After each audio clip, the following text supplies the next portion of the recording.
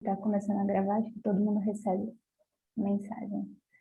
Bom, então, boa tarde. A gente vai dar início, então, à quarta aula da Escola da KB de 2021, que vai ter a apresentação do professor Guilherme Magacho.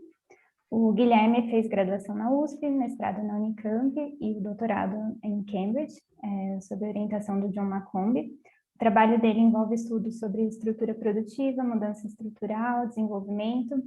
Ele utiliza bastante matrizes em insumo-produto e, mais recentemente, acho que até o tema da pesquisa, da apresentação agora, a pesquisa dele tem trabalhado com temas mais ligados ao meio ambiente, economia ecológica.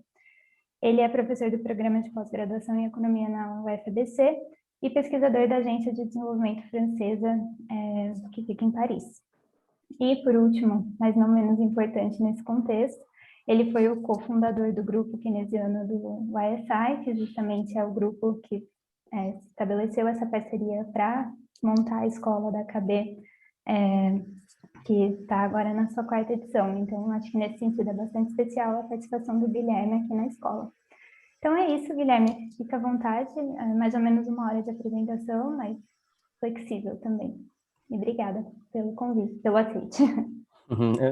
Primeiro, eu queria agradecer a todos vocês, né? Acho que primeiramente ao Fábio, que disse que não, infelizmente não estará presente, ele como presidente da KB e todo o corpo diretor. Acho que fico muito lisonjeado pelo convite, e em especial nesse tema que, como daqui a pouco a gente vai ver, é um tema bastante caro, assim, pelo menos eu entendo dele dessa forma, para o momento que a gente está passando, né? Agradecer a Eliane também, ela que tem há 5 anos, né, organizado a escola da KB. Eu acho que o sucesso dessa escola é inegável, e o esforço dela, todo ano lá, presente, organizando, fazendo tudo, e de novo pelo convite. E claro, pela Lilian, agradecer a Lilian pela organização e assumindo essa responsabilidade, fazendo, vamos dizer assim, ela falou que eu sou um dos cofundadores, ela jogou o grupo lá em cima e fez o negócio acontecer,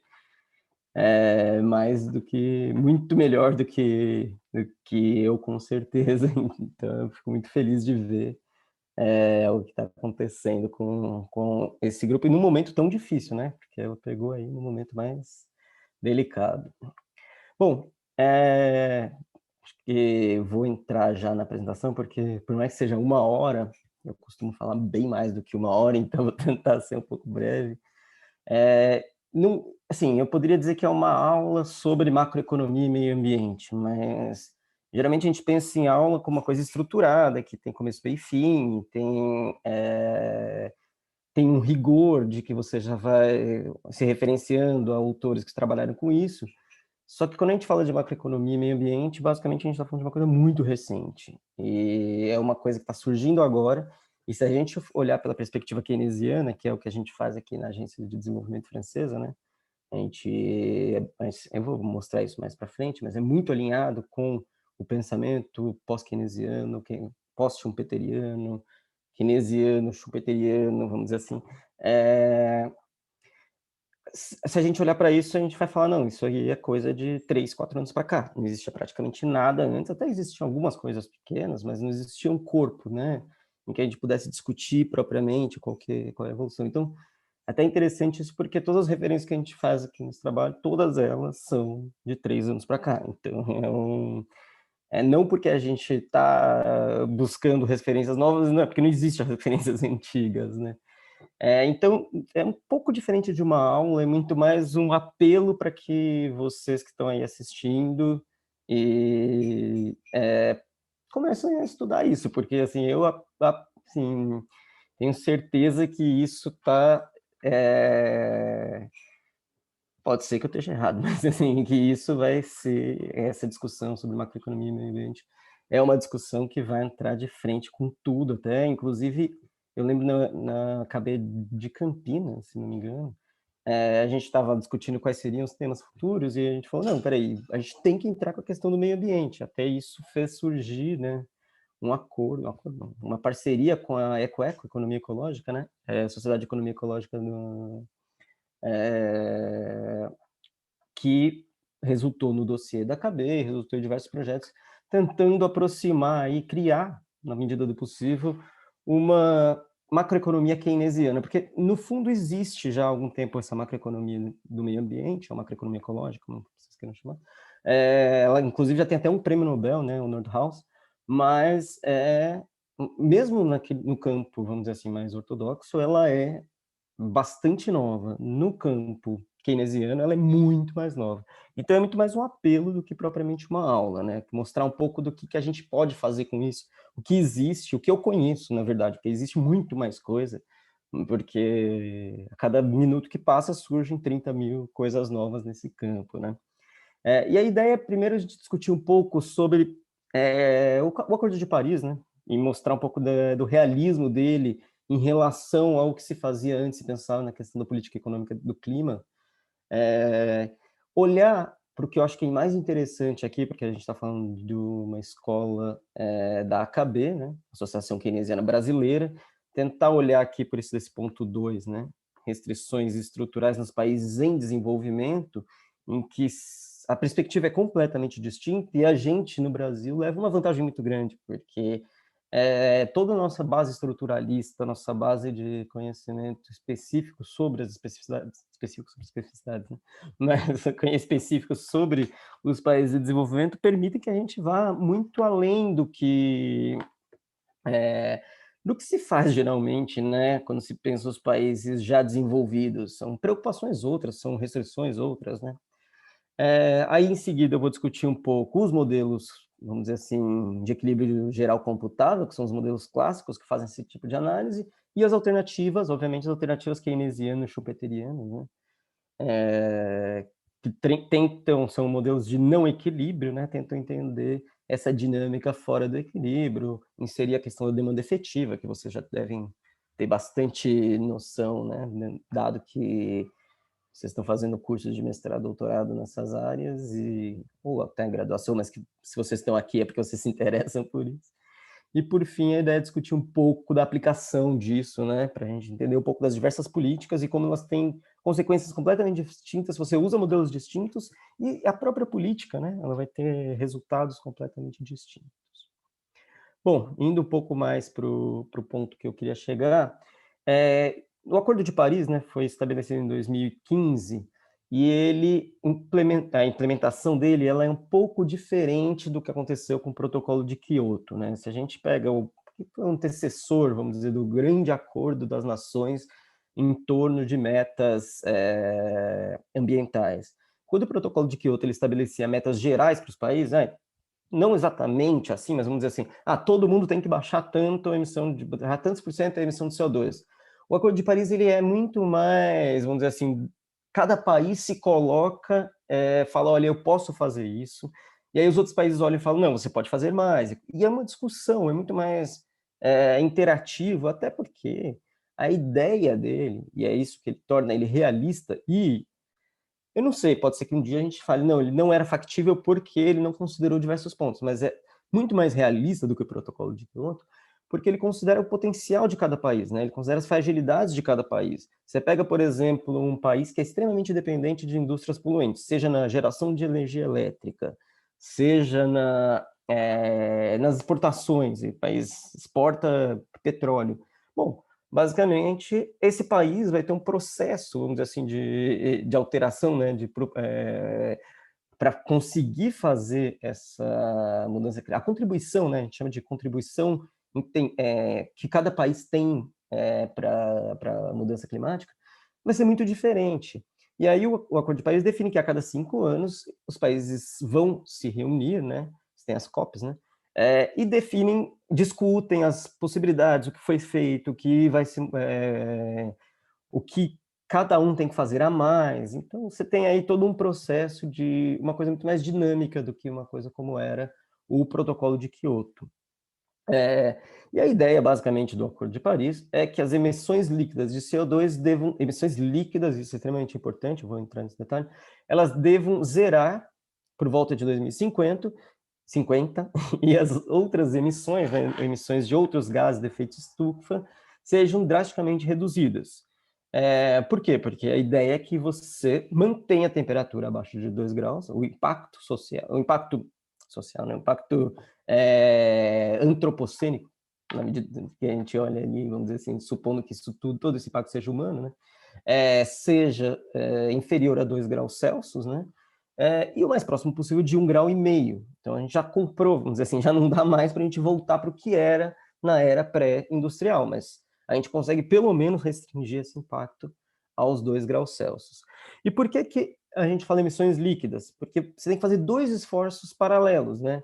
Primeiro você tem que reduzir as emissões causadas pelas atividades humanas, né? O que o ser humano produz de emissões, vamos dizer, na indústria, na agricultura, em todos os processos produtivos e no consumo, né?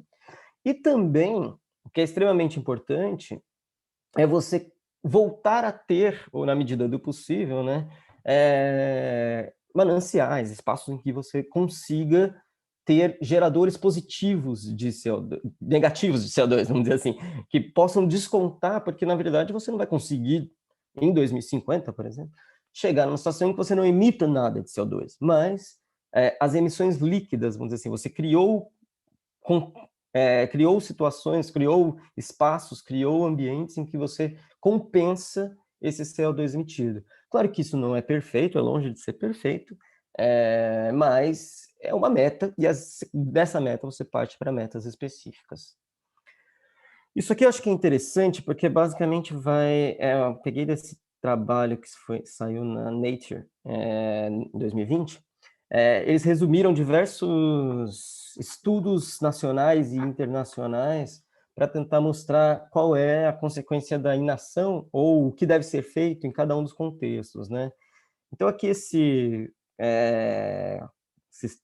essa parte que está preta aqui seria se não tiver nenhuma política. Se você não fizer nada, o que vai acontecer? A quantidade de CO2 até 2030, isso é só 2030, né? Vai continuar crescendo e vai chegar aqui em praticamente 75 gigatons CO2 equivalente, né? Gigatoneladas de CO2 equivalente.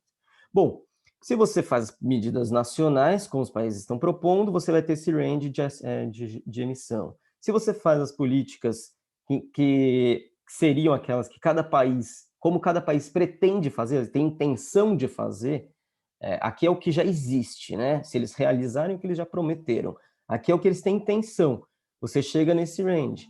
Se você mas para chegar no 2%, você tem que fazer esse tipo de medida. E para você chegar no 1,5%, você tem que fazer esse tipo de medida. Então, a gente está, vamos dizer, na melhor das hipóteses, a gente está no vermelho, aqui. A gente quer chegar aqui, mas a gente precisa chegar aqui. Então, a gente precisa andar muito para conseguir reverter esse quadro. É preciso fazer muito esforço. E aqui o esforço, assim, aqui é um pouco do que como cada país pode contribuir. Acho que são as 7 maiores economias do mundo, né? E aí o Brasil, acho que é interessante estar aqui, né? É um país que grande parte das emissões são de não CO2. E todas essas partezinhas, por exemplo, o Japão é praticamente só CO2. Porque aqui o Brasil tem essa grande questão que é a agricultura, que emite muito metano. Mas assim, não vou entrar nesse detalhe, é só para mostrar para vocês aqui um pouco do quadro que a gente está e como a gente precisa caminhar para conseguir fazer essa transição, né? Chama de transição ecológica. O BID, junto com... basicamente foi o BID, né? Mas assim, eles levantaram quais seriam os pilares para essa descarbonização, né, do planeta, e eles levantam 5 pilares, e eles são paralelos, e é interessante, porque muitas vezes a gente pensa, não, o que tem que ser feito? Tem que ser feito uma coisa, depois a outra, depois a outra. Não, eles falam, não, a gente tem que fazer concomitantemente, porque se a gente não fizer concomitantemente, a gente fizer um deles só, não vai adiantar. Então, por exemplo, aqui, descarbonizar a produção de eletricidade, é você parar de produzir eletricidade a partir de fontes que são bastante emissoras de CO2, sei lá, carvão. E tem muito país que ainda produz eletricidade a partir do carvão. A África do Sul é um país que usa muita eletricidade, tem indústrias muito fortes ainda, né? E grande parte dessa eletricidade vem do carvão. Então, você precisa mudar a forma como você produz eletricidade. E, ao mesmo tempo, você tem que eletrificar. Então, acho que esse que é o segredo. Por que eles são paralelos, né? Porque, ao mesmo tempo que você precisa melhorar a sua forma de produzir eletricidade, você tem que eletrificar. Se você fizer só um, não vai adiantar nada, porque você vai continuar usando veículos automotores, veículos a combustão, né?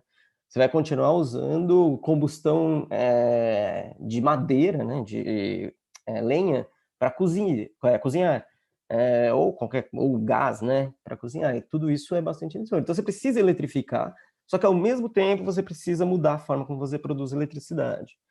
Outras coisas, é óbvio, né? A gente está pensando aí que grande parte do sistema da produção da emissão, né, hoje em dia, ainda vem e vai vir bastante do transporte. Utilizar transporte público e principalmente transporte público eletrificado é uma solução rápida, eficiente e de baixo custo. Mais eficiente, mais de baixo custo ainda, é o transporte não motorizado, né? Então, bicicleta, caminhada. Isso é fundamental para garantir uma rápida, né? Então, são paralelos porque, por exemplo, o 13 ele é possível de se fazer num processo muito mais rápido, né? Supondo que os estados tenham recursos financeiros para isso. Obviamente, parar o desmatamento, que é um dos principais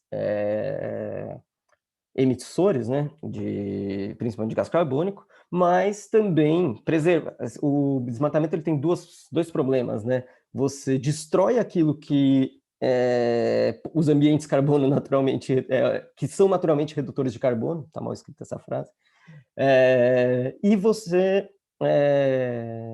está ao mesmo tempo destruindo, e para destruir você está emitindo. Então você emite no curto e no longo prazo, né? É um pouco complicado. E por fim, é claro que isso não depleta, isso não acaba com todas as possibilidades, mas vamos dizer assim, eles colocam como 5 principais.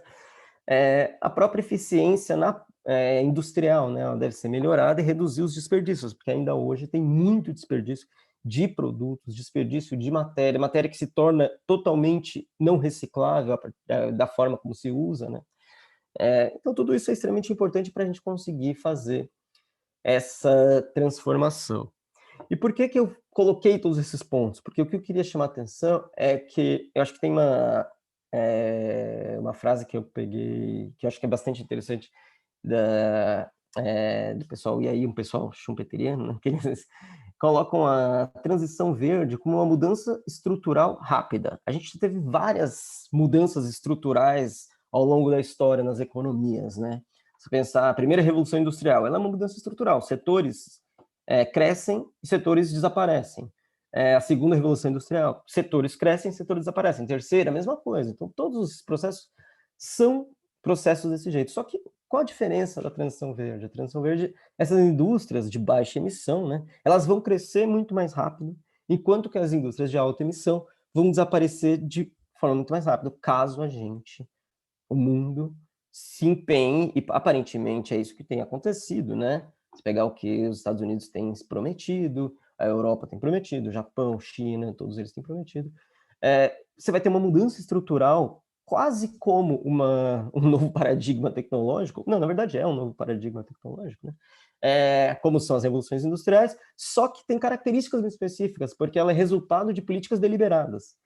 Então, estímulos fiscais, eu coloquei aqui o exemplo, mas investimentos em infraestruturas específicas, subsídios, tributação de carbono, você tem diversas formas de fazer essa mudança estrutural, né? E, claro, mudanças nas próprias tecnologias, muitas vezes induzidas por políticas, né? E nas preferências dos consumidores também, né? Muitas vezes induzidas por políticas, mas muitas vezes você tem uma mudança, as pessoas passam a consumir produtos que são menos poluentes, exatamente para poder, exatamente no sentido de garantir que essas transformações, né, essas mudanças estruturais ocorram. E eu chamo atenção para a questão da mudança estrutural, porque eu acho que isso é bastante interessante para a gente, aqui, aí no Brasil, mas aqui eu diria que porque a nossa base de estudo, de novo, eu volto nesse tópico, a nossa base de estudo estruturalista, a nossa base de referência, as nossas referências, até por uma questão de entender um pouco o que é o subdesenvolvimento, né, elas tem um foco muito grande nisso e a gente tem muitas condições, muitas capacidades, competências para contribuir com essa literatura, que muitas vezes coloca, ela vem de cima, muitas vezes, né, vem dos países do norte, e muitas vezes esses países têm uma visão natural, né, uma visão de uma economia completa, que não é heterogênea, uma economia que não tem classes tão distintas, não tem uma desigualdade tão grande, apesar de que os Estados Unidos têm essa desigualdade, mas é uma questão um pouco à parte, né? Bom, por que é interessante essa questão da mudança estrutural? Porque ela vai ter impactos assimétricos sobre a economia. Então, muitos dos estudos mostram que o efeito líquido é positivo. Então, vão ser gerados liquidamente mais empregos do que gerados mais empregos do que destruídos. Quer dizer o quê? Que tem geração líquida de emprego. Vão ser gerados mais recursos, geração líquida de recursos. Você tem um monte de efeitos positivos que poderiam aparecer aí de forma líquida.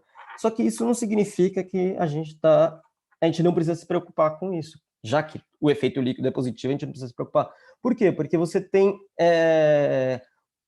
um efeito assimétrico entre os setores. Alguns empregos, por exemplo, vão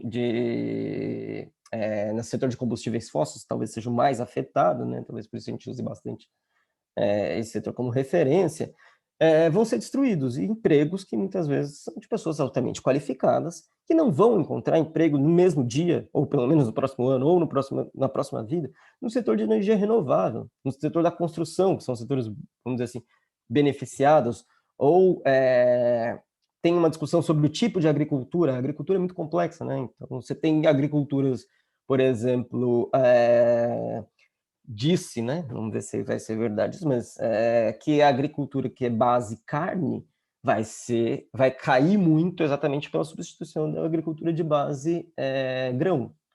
Então você tem uma mudança aí vegetal, né? Uma mudança da própria forma de produção agrícola, né? Então você está destruindo empregos em uma e criando em outras. Isso gera desemprego e isso gera desbalanceamentos, né, entre os setores. Um ponto um pouquinho antes só, desculpa. Um ponto e a gente vai ver exatamente isso que interessa para a gente, o efeito líquido mundial é positivo. Se a gente começa a olhar país por país, tem países que vão ganhar muito, tem países que vão perder muito. E aí e aí a macroeconomia começa a ser uma questão bastante relevante. Além disso, eu acho que isso é bastante interessante, ainda sem chegar no macro, ainda vamos dizer no setorial, né? Ou no micro, indo para o setorial, o que vai acontecer? Você tem uma série de indústrias que vão assistir, né? Na medida em que essa transição, essa mudança estrutural rápida acontece, elas vão assistir uma redução da sua, uma redução da sua utilização da capacidade. Você vai ter um excesso de capacidade. Por quê? Porque você fez investimentos que hoje não vão ser mais rentáveis.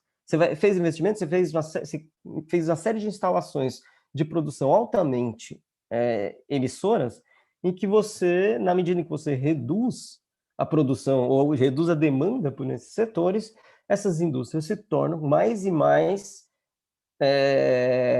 com baixa rentabilidade, né? Você vai gerar desempregos, como eu estava falando, em habilidades específicas, porque principalmente, sim, claro que pega bastante técnicos, mas principalmente pessoas com formação superior, mas ainda assim técnicos vão precisar de retreinamento, isso exige um baita investimento.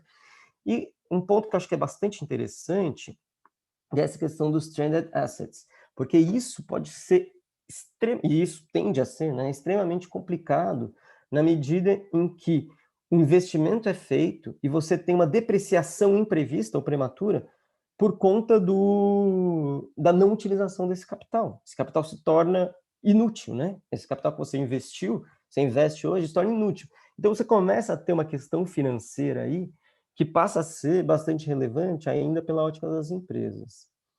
Olhando, vamos dizer agora, saindo um pouco da ótica mais micro, que é uma ótica muito mais de preocupação dos países centrais, se a gente olha para a ótica macro, eu gosto bastante desse gráfico aqui, que ele mostra assim, bem sistematiza de forma bem clara, vamos dizer, como chama isso? círculo vicioso. Tem problemas com círculo virtuoso, mas é um círculo vicioso.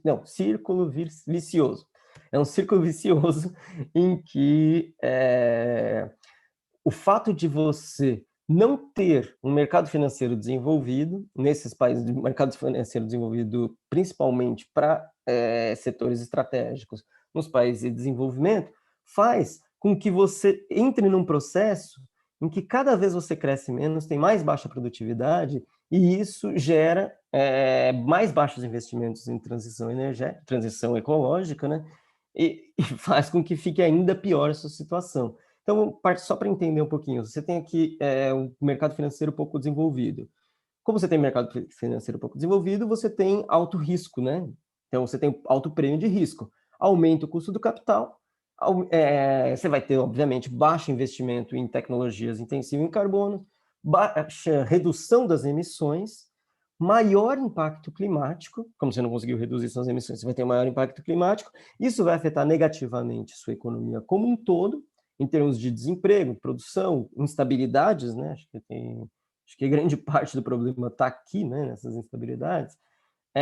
E aí você gera um sistema ainda mais perverso, em que os mercados financeiros se tornam ainda menos desenvolvidos.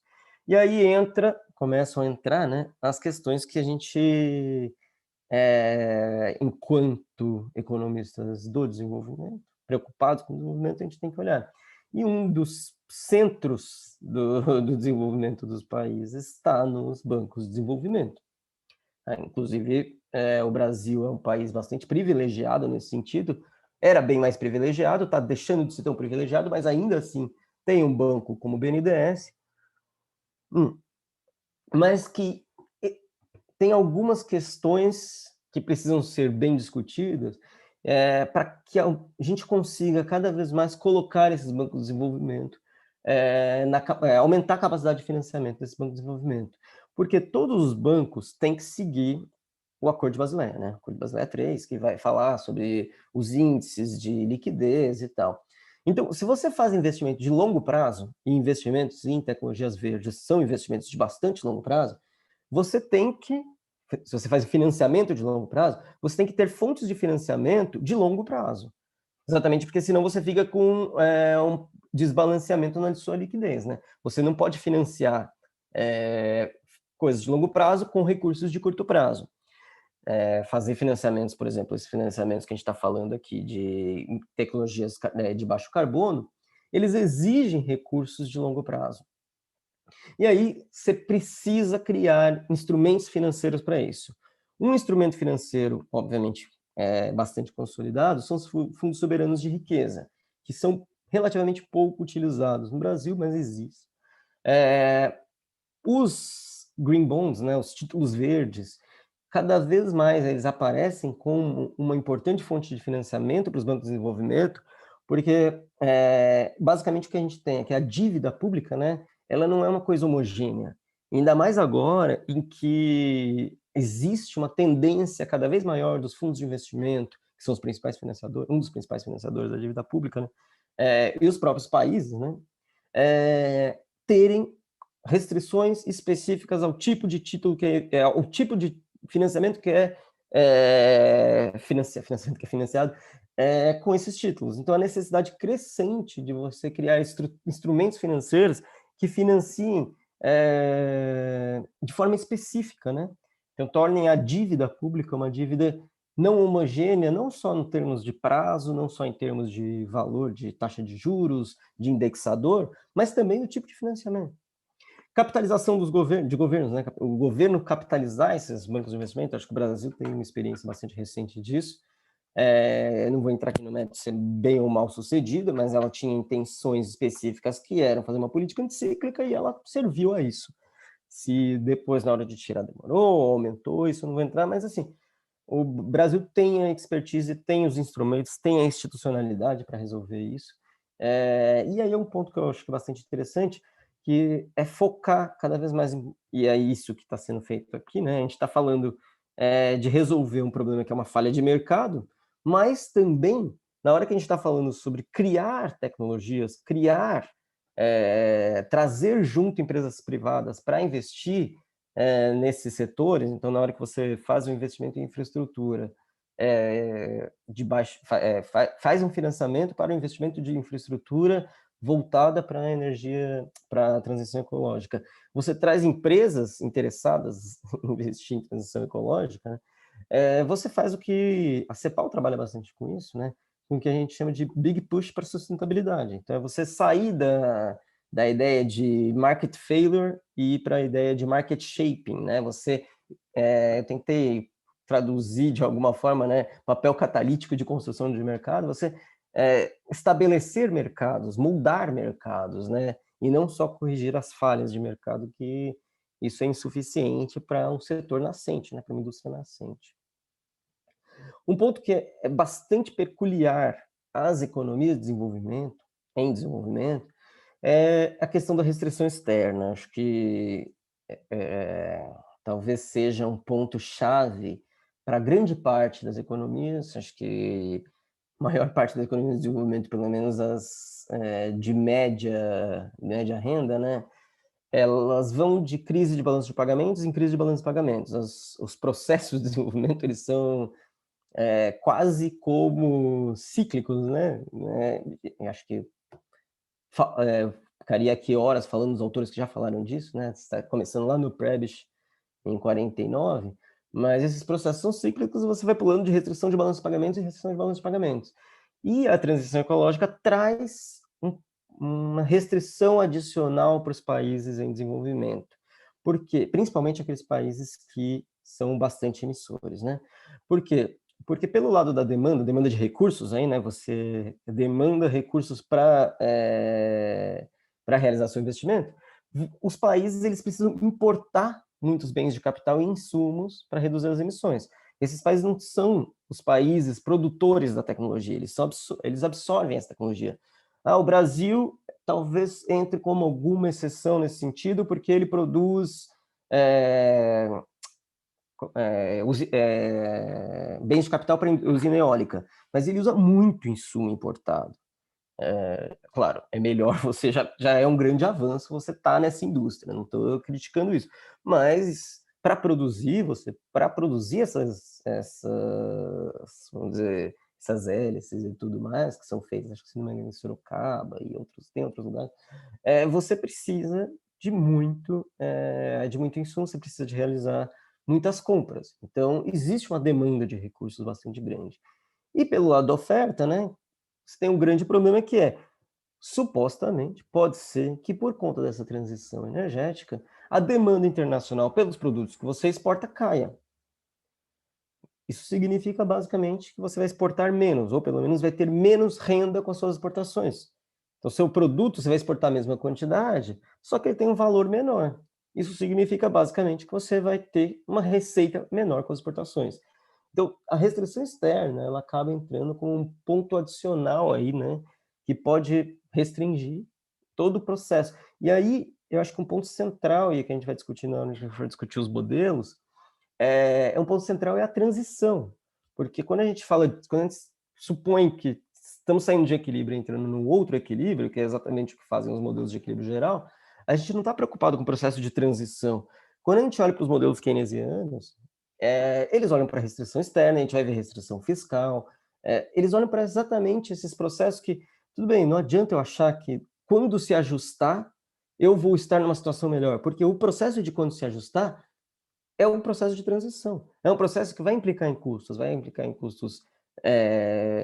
de recursos, moeda estrangeira, né? No caso da restrição externa, vai implicar em custos fiscais. E se você não tiver recursos, você não vai conseguir importar os insumos, as máquinas, para fazer a transição energética. E aí, tudo bem, no final vai ser assim? Supostamente sim, mas você nunca vai chegar nesse seu final. Então a transição ela é muito relevante. Por isso que a gente foca bastante na questão da transição ecológica ou transição energética, porque o foco é olhar para o período de transição. Porque o período de transição é um período longo, a gente está falando aí de 50 anos para zerar a emissão de carbono. E em 2050 não, né? 30, né? 2050 chegar na zero emissão de carbono líquida. Em 2050, zero bruta, né? Desculpa, 2100, zero bruta, que essa é a ideia dessas propostas, embora todo mundo saiba que são metas. A ideia é chegar lá. Obviamente que quanto melhor a gente fizer, melhor. Quanto mais próximo a gente chegar, melhor. Então, o ponto central, né, dessa discussão de restrição externa é que muitos países em desenvolvimento vão sofrer muito nesse processo de transição. E vão, sim, muitos vão parar no meio do caminho e não vão conseguir efetivar exatamente por conta disso. E os países em desenvolvimento, eles são centrais nesse processo de transição mundial. Porque o impacto ambiental, ele, assim, o efeito dele, o resultado dele, não é local, o resultado dele é mundial. O mundo inteiro tem que trabalhar em conjunto. Então, existe aí uma baita preocupação dos países centrais, com os deveria existir, pelo menos, né? Mas cada vez mais é crescente essa preocupação, dos países centrais, de como os países não centrais vão fazer essa transição. Porque se eles não fizerem, o mundo inteiro vai sofrer os impactos. É claro que os impactos são proporcionalmente maiores nos países mais vulneráveis. Então, a população mais vulnerável, não só nos países, né? A população mais vulnerável é aquela que vai mais sofrer com isso. Não tem a menor dúvida, a população que mora, que não tem condição de ter um ar-condicionado, ou que mora numa área de risco, né? Você pega a Indonésia é um país que a maior parte da população mora em área de risco. Área de risco ambiental, né? Um país que são várias ilhas e que tem uma população de 200 e tantos milhões de habitantes, e que, se você imaginar um impacto, vamos dizer, subir um pouco o nível do mar, essas pessoas vão ter que migrar para outros lugares, ou vão morrer. Então, assim, o impacto é mundial, né? Muito embora quem sofre mais é exatamente as populações mais pobres. Esse daqui é um trabalho que a gente está fazendo agora, que é esse eixo Y aqui, né? Eixo das ordenadas. Sempre erro esses nomes, abscissas e ordenadas.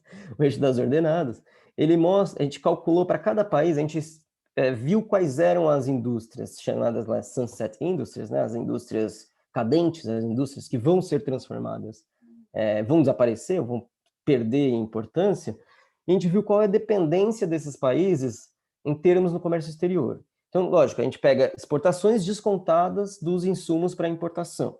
Então, você pega aqui esse primeiro aqui, se não me engano é Argélia, em Angola, Iraque, Líbia, Venezuela, Kuwait, Rússia, Irã, Bahrein, Arábia Saudita, Omã, Iêmen, esses países, obviamente, os grandes exportadores de petróleo, gás, são os países que são, vamos dizer assim, mais vulneráveis nesse sentido. É claro que para cada país as coisas mudam, o produto é importante também, né? Inclusive, essa é a nossa próxima... o que a gente tem trabalhado agora é sair do setor e entrar no produto, mas a gente usa matrizes insumo-produto internacionais, né, multirregionais, para calcular a exposição, né? Então, a primeira parte aqui que eu estou querendo chamar no eixo das ordenadas é a exposição dos países. Quem está mais exposto? Né? Então, você pega a África do Sul está bastante exposta. Noruega é um país bastante exposto à transição energética, transição ecológica. Mas em termos da restrição externa, né? Mas isso significa que é um país vulnerável? Não necessariamente. E a gente pegou aqui o Green Complex Potential, que usa um pouco daquela ideia de economia da complexidade, que é a ideia de que o que você produz diz muito sobre o que você pode produzir.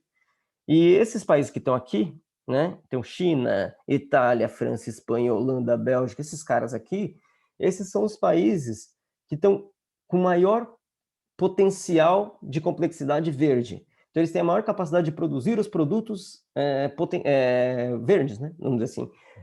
Adaptar sua capacidade produtiva aos produtos das Sunrise Industries. Então, o que acontece? A gente olha para Noruega, Irã e Rússia, eles têm uma alta exposição, mas eles também eles têm uma alta exposição, mas eles não têm uma tão alta vulnerabilidade.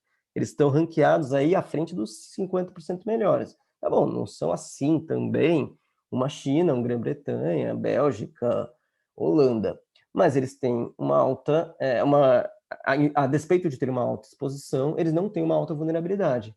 Esses caras aqui são aqueles que vão sofrer. Vão sofrer por quê? Porque eles dependem desses setores, que são setores cadentes, né? Mas eles não conseguem migrar para outros facilmente, eles não têm as competências, as capacidades tecnológicas, produtivas, para migrar para esses setores. E a ideia é tentar identificar esses países e, lógico, pensar em políticas específicas, porque cada país vai demandar políticas específicas, né? Não adianta querer fazer a mesma política que você está fazendo para Holanda, fazer, que está aqui, né? Holanda NLD, fazer para Angola, para Venezuela ou para o Iraque e Líbia, e se não me engano é a Argélia. Então a ideia desse tipo de análise é tentar identificar e a partir disso a gente conseguir quantificar de alguma forma qual é a exposição e a vulnerabilidade externa dos países. Além da questão externa, tentar apressar um pouco, senão não vou terminar. Você tem uma questão da restrição fiscal, né? Os países, vamos dizer assim, os governos, eles são um dos principais atores nesse processo de transição ecológica, só que os custos fiscais são extremamente grandes, são extremamente caros, né? Então, você tem custo de próprio estímulo fiscal, investimento em mobilidade, infraestrutura, custos que a gente estava falando de retreinar os trabalhadores, gasto social, porque vai ter muita gente, muitos países vão sofrer com desemprego muito grande, vai ter um gasto social muito grande. Claro que um país em desenvolvimento, eles têm muito menos capacidade de emitir títulos, né, para financiar essa transição, os títulos são muito menos confiáveis e tudo mais. Eles têm, não dá para chamar de espaço fiscal, né, não estou dizendo que a gente tem aqui um espaço fiscal em que você pode investir, mas aparece uma restrição fiscal de alguma forma. Você pode olhar para isso e falar, não, peraí, não é ilimitado a minha capacidade, a não ser, é claro, que eu crie instrumentos que mostrem que eu estou gerando uma coisa positiva no futuro e, vamos dizer assim, os compradores dos títulos comprem a minha ideia. Porque se eu chego e falo, não, é um green bond que tem a garantia de que ele está fazendo uma transição da minha indústria extremamente emissora para uma indústria verde, e o comprador do título fala, não, peraí, esses bonds aqui desse país são confiáveis, eu vou pagar um juros muito mais baixo para eles e eu consigo me financiar. Então, você tem instrumentos financeiros, né? Exatamente isso, para tentar um pouco mudar dessa ideia de espaço fiscal e ir para uma restrição fiscal. Porque espaço fiscal é assim, tá bom, não dá para fazer porque eu tenho meu limite de gasto, né? Vamos dizer, quase um teto dos gastos. Restrição fiscal é uma coisa muito mais ampla, né? E a ideia é que ela existe, mas você consegue, de algumas formas, né, tentar transpor isso. E a ideia dessa análise que a gente está fazendo aqui, essa análise que a gente vai fazer, acho que vou passar para cá, é fazer uma coisa muito parecida com o que a gente fez para a restrição externa e fazer para a restrição fiscal. Então, você tem alguns países aqui, por exemplo, o Kuwait, não sei se é Kuwait ou Kuwait, mas e Trinidade e Tobago, eles são extremamente dependentes das receitas fiscais das indústrias poluentes e eles produzem bastante nessas indústrias poluentes. Então, e aqui a gente usa a matriz de um produto também para calcular o efeito indireto, né? E muitas vezes a gente olha só para o efeito direto, ele me dá um resultado, só que se eu tenho indústrias que produzem insumos para indústrias poluentes, essas indústrias vão ser afetadas. Então, sei lá, eu produzo máquinas para extração de petróleo. A máquina em si, ela não é, vamos dizer, uma indústria decadente. Só que a máquina para extração de petróleo, ela é uma indústria decadente na medida em que a indústria de extração de petróleo é uma indústria decadente. Estou dando um exemplo aqui, mas pode ser que venham dizer, não é assim, a indústria de petróleo não é decadente, mas, sei lá, extração de carvão, talvez seja mais explícito, né? E aqui a gente tem esses países que são extremamente dependentes. A Coreia e a China, por outro lado, eles tributam bastante, né? Desculpa, ao contrário, eles produzem relativamente pouco nessas indústrias e, desculpa, eles produzem relativamente bastante nessas indústrias, mas eles tributam um pouco essas indústrias. E aí tem um outro ponto que eu queria chamar a atenção, que é essa corzinha aqui. Essa corzinha é a mesma coisa que aquele índice que eu tinha posto antes. Se o cara é azul, basicamente ele mesmo que ele dependa desses setores para gerar receita fiscal, ele tem aquela facilidade de migrar para outras indústrias. Então, ele depende de forma estática, mas não de forma dinâmica. Então, pensar aqui, por exemplo, a Índia. A Índia é extremamente dependente dessas indústrias sunset, né, dessas indústrias cadentes. Só que ela é azulzinha aqui. Quer dizer o quê? Que, embora ela seja dependente, Na hora que começarem a reduzir o preço da extração, sei lá, dos produtos que ela produz, ou de reduzir a demanda dos produtos que ela produz, ela consegue mais facilmente, não também estou dizendo que é facilmente, mas mais facilmente do que a Venezuela, do que a, sei lá, da Argélia, eu acho que é a Argélia, migrar para esses setores verdes, né, os setores sunrise, as indústrias nascentes. Bom, indo um pouco mais a fundo aqui, no que a gente tem desenvolvido para tentar interpretar isso, para tentar entender isso. Os modelos macroeconômicos clássicos, né, os modelos, a gente chama de E3, né, economia, energia e meio ambiente. Meio ambiente não é, não é com E, mas environment é, né? Então, economia, energia e environment. Eles são modelos multissetoriais, né, eles usam insumo-produto, muitas vezes, para tentar, maior parte das vezes, né, para tentar entender o efeito macroeconômico das políticas. Então, uma política, por exemplo, de tributação de carbono, estímulo fiscal, tudo isso, esses modelos tentam interpretar, e aí eles têm lá a economia circulando, para produzir em cada setor você usa a quantidade tal de energia, para produzir em cada setor você emite tanto, então impacto ambiental, usa tanto de biomassa, então você tem uma série de fatores aí no meio ambiente que são relevantes. Esses modelos, porém, eles são modelos do tipo CGE, modelos equilíbrio geral computável, né? Em português EGC. Embora sejam modelos dinâmicos, você tem aí todos os agentes otimizando, você tem uma complexidade bastante grande, o preço se ajusta para garantir o equilíbrio. Então, vale aquela lei de Valhalla que o preço vai ajustar, vai garantir o equilíbrio, você tem substitutibilidade entre a produção e como o preço vai se ajustar, conforme o preço se ajusta, quanto maior a substitutibilidade na função de produção, mais você vai produzir de uma coisa menos poluente, mais poluente. Então, você imagina, eu faço uma tributação sobre carbono. Quanto mais a indústria emite, mais ela vai ser tributada. Bom, basicamente o que esses modelos estão fazendo, né, com esses modelos, mecanismos de market clearing, tanto do mercado de trabalho quanto do mercado de bens e serviços, eles vão substituir entre os bens, entre capital e trabalho, para conseguir gerar o melhor resultado para a economia. E aí você chega no final com o melhor resultado. São modelos de concorrência perfeita também. Raros casos eles conseguem, se utiliza a concorrência imperfeita, que seria, vamos dizer assim, os mais novo-keynesianos trabalham um pouco com isso, mas são muito incipientes. Esses modelos, no entanto, eles têm alguns problemas. Fora todas as hipóteses, né? Grande parte dos problemas vem da inexistência de um setor financeiro, ou um setor financeiro muito subrepresentado, né? E uma questão central na economia ecológica é quem vai financiar. É o Banco de Desenvolvimento? É o título público? É tudo aquilo que a gente estava falando, né? É a restrição externa? Como você vai lidar com a restrição externa? É o setor financeiro internacional, no caso, né? É a restrição fiscal? É o setor financeiro que financia o gasto público? Mal tem gasto público nesses modelos, né? Eles têm simplesmente um setor público com restrição, com espaço fiscal e sem aquela restrição fiscal que a gente estava falando. Além disso, é um modelo do tipo clássico, né? Neoclássico. Poupança financia investimento, seja em capital físico, seja em P&D. Bom, esses modelos se encaixam bem nesse, acho que esse trabalho do Merkel é bem interessante, que faz esse desenho aqui que eu acho que é bem ilustrativo do que é o modelo keynesiano barra schumpeteriano e um modelo neoclássico, que esses caras estão nesse mundo aqui.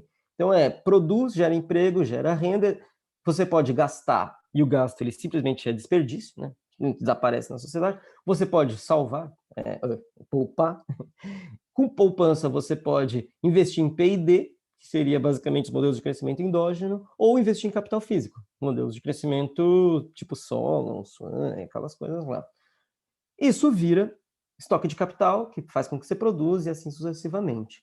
Os modelos keynesianos, que são exatamente os modelos que vão inserir a questão do crédito, o setor financeiro vai aparecer de forma explícita, tem uma lógica completamente diferente. Tem demanda efetiva, né? Basicamente é isso. Então, o investimento gera demanda, a renda gera demanda, essa demanda gera oportunidades para o empreendedor que vai buscar crédito. Então, ele vai ter o empreendedor mais o crédito, vai ser isso que vai definir o meu investimento em pesquisa e o meu investimento físico, né, em capital físico.